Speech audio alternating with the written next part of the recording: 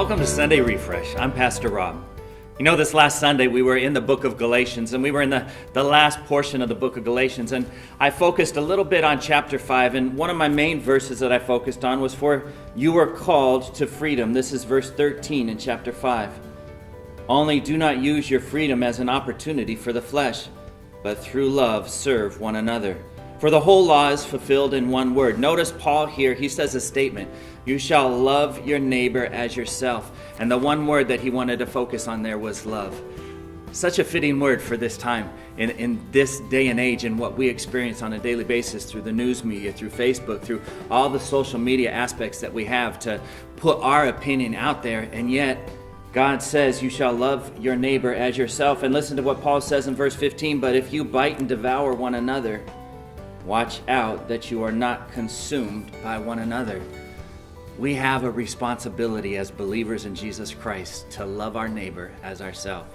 Now, we're to look at this world and we're to see that there's differences. There's dark and there's light. There's good and there's evil. God doesn't desire that we separate ourselves from evil, but we're to not partake in the evil that's around us.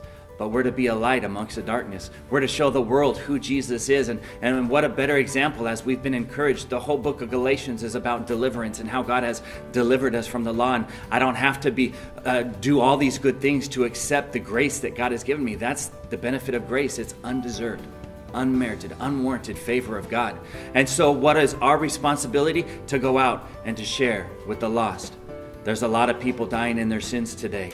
And there's a lot of responsibility that we have to explain the wonderful joy that we have in Jesus Christ. Our pastor encouraged us last week to go out and to make an importance of us sharing our faith with one another. And we continue in that this week, and remembering that we're not to bite and devour each other, that we're not to poke fun at each other, that we're not to debase each other, but we're to lift each other up, we're to encourage each other. And that encouragement is going to send us out into this world to tell about our faith in Jesus Christ. That's the focus. That's the goal. So how good are you doing that today? How many lives have you tried to impact through your actions, through your words? How many lives have you tried to influence to an understanding of who Jesus Christ is? Don't waste any more time. Don't take this opportunity to think, somebody else will do it, but I'm going to go out and do it, and I'm going to share my faith, and I'm going to make a difference for today.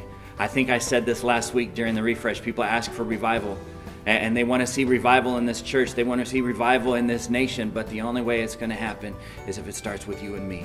So let's go out and let's make that change. Let's go out and let's read our word. Let's read it with a purpose to grow. And let's change the lives of those around us. God bless you. Have a great day.